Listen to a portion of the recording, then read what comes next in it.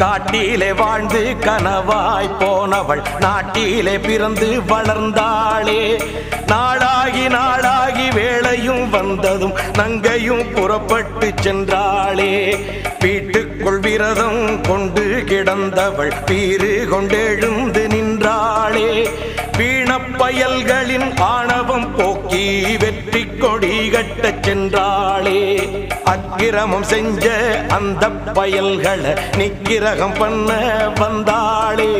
ஆதி பராசக்தி போலிங்கே வந்திவ நீதிய காத்து ஜெயிப்பாளோ. கருமாறி திரிசூலி வெக்காளி மாகாளி அத்தனை தெய்வமும் இவள்தானோ. ஆத்திரம் கொண்டந்த பேய்களை கொன்றொரு சூத்திரம் சொல்ல வந்தாளோ. புது சூத்திரம் சொல்ல வந்தாளோ.